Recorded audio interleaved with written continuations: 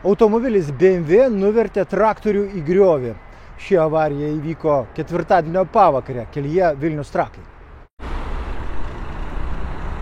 Tai vaizdai iš eismo įvykio kelyje Vilnius-Trakai apie 14 valandą. Po 14 valandos čia įvyko avarija, per kurią susidūrė BMW automobilis ir traktorius.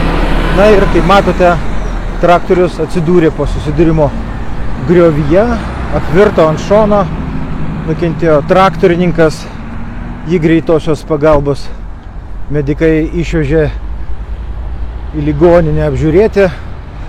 Pirminiais duomenimis nesunkiai žmogus nukentėjo, tačiau buvo kruvinas.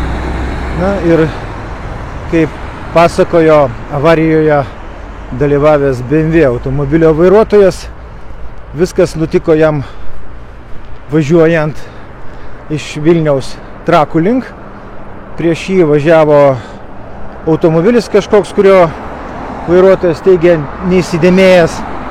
Ir tas automobilis staiga aplenkė traktorių ir BMW vairuotojas atsidūrė kaip ir prieš kliūtį, nes traktorius važiavo lėtai.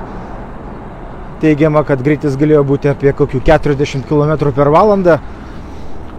Na ir vairuotojas BMW pasakojo, kad pamatęs staiga prieš jį išdygusią kliūtį, dar tikėjosi ją aplenkti, tačiau priešinga kryptimi važiavo mašinos, todėl to padaryti nebuvo galima. Ir vairuotojas stabdė, net rankinį stabdį panaudojo. Vis dėlto kelio danga ganėtinai slidi ir drėgna, mašinos iš karto sustabdyti nepavyko. BMW trenkėsi į traktoriaus galą ir nusvedė jį nuo kelio. Traktoriukas tai šis virto į griovį, na ir iškart po susidūrimo jo vairuotojas buvo kruvinas. Todėl buvo iškviesti medikai apžiūrėti žmogų. Na ir nutarta jį vežti į ligoninę.